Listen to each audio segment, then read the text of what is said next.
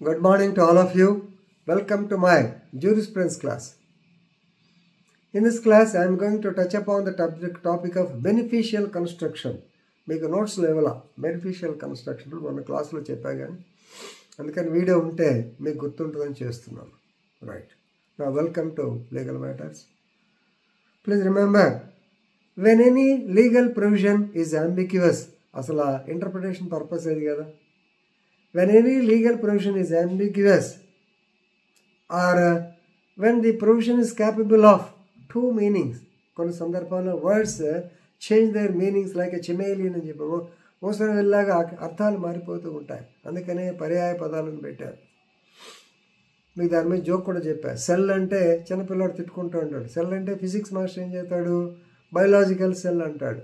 అదే chemistry master ఏం చెప్తాడు, సెల్ అంటే మామూలుగా అంటే మన సెల్ ఫోన్లో వాడే సెల్ అనుకుంటారు, బ్యాటరీలో వేసే సెల్ అంటారు, రకరకాలు. పోలీస్ ఆయన అడిగితే సెల్ అంటే జైల్లో ఉండే సెల్ అండా అంటాడు. రకరకాల మాటలు. కాబట్టి every word will have different meanings. So when any provision gives 2 or 3 different meanings, please remember, which will benefit, please remember, which will benefit, it has to be taken advantage. Which will take away the beneficial meaning should be avoided. మనకి ఏది బెనిఫిషియల్గా ఉంటుందో మనకంటే గుర్తుపెట్టుకోండి. ముద్దాయికి ఏది బెనిఫిషియల్గా ఉంటుందో దాన్ని మనం తీసుకోవాలి, మిగతా దాన్ని తీసేయాలి. This is beneficial legislation, beneficial construction.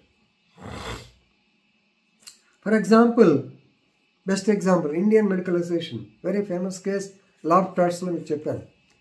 Indian IMA versus VP Shantha and others 1995. ఇక్కడ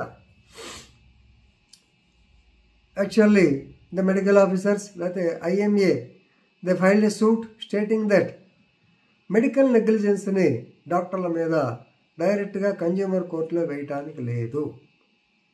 లాయర్స్ మీద ఎలా అయితే కన్జ్యూమర్ కోర్టులో వేయటానికి లేదన్నారో అలాగే దీని మీద కూడా వేయటానికి లేదు. Because we are professionals, we are experts in particular field. Medical negligence define చేయడం చాలా కష్టం, పనికోట కూడా కష్టమే. కాబట్టి మాకు స్పెషలైజ్డ్ ఏజెన్సీ మెడికల్ అసోసియేషన్ ఉంది కాబట్టి ఏదైనా ఉంటే మాకు రిఫర్ చేయండి అని చెప్పి వాళ్ళు ప్లీ పెట్టారు. సో దీంట్లో మెయిన్ ఏంటి, మెడికల్ నెగ్లిజెన్స్ని కన్జ్యూమర్ కోర్టులో వేయటానికి లేదు. కానీ కార్పొరేటర్ కల్చర్ వచ్చిన తర్వాత సర్వీస్లో వాళ్ళు కూడా చేరిపోయారు. ఒకప్పుడు వైద్యో నారాయణో హరి అనేవాళ్ళు. Doctor is a demi God, ప్రాణాలు కాపాడే అంత విలువ ఉండేది డాక్టర్కి. నౌడేస్ it's not that, it was taken as a service. ఎప్పుడైతే కార్పొరేట్ కల్చర్ వచ్చిందో, ఎప్పుడైతే డబ్బులు వసూలు చేయటం వల్ల వాళ్ళకున్న విలువ పోయింది. సో పేషెంట్స్ కూడా నేను డబ్బులు ఇస్తున్నాను కదా, సర్వీస్కి ఎందుకు ఇవ్వట్లేదు అనే స్టేజ్కి వచ్చారు. When ever there is negligence on the part of the so called medical officer, you can drag him to the civil court previously, now to the consumer court. So please remember, it is a service within the meaning of section 2(o) of the Consumer Protection Act 1986. Now 2019 Act has replaced the same. So service in connection with banking, service in connection with the insurance, service in connection with the transport, so service in connection with even hotel, entertainment, all of them, please remember, they are services. Definitely if you give free service, no doubt, no consumer case. That means ప్రభుత్వ ఆసుపత్రిలో ఫ్రీగా చేస్తే లేదు. కానీ if you take money, definitely you are liable under the beneficial construction. You have to be liable under Consumer Protection Act. కొట్టారు రేపు. అలాగే second, Ratilal versus state of Punjab 1964. ఎక్యూజర్కి బెనిఫిషియల్గా ఉండాలి అనేటువంటిది ఇందాక మీకు చెప్పారు. Ratilal versus state of Madhya Pradesh versus state of పంజాబా ఎన్నాడు, మధ్యప్రదేశ్ మన క్లాస్లో 1964. Right. Accused person, that is Ratilal, is a young man or boy of 16 years of age.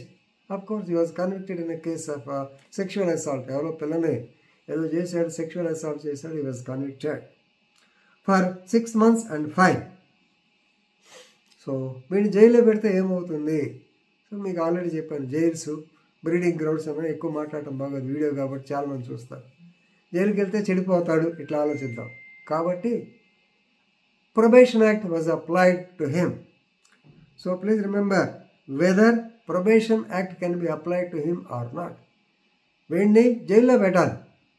But PO act ఏముంది? వెన్ యంగ్ మ్యాన్ 21 years లోపల ఏదన్నా ఇట్లాంటి నేరాల్లో ఉంటే, చిన్న చిన్న నేరాల్లో ఉంటే అతను instead of sending him to jail he can be kept under probation అని చెప్పిన. మరి దానిలో ఉంచాలా, దీనిలో ఉంచాలా? Now a dilemma has come.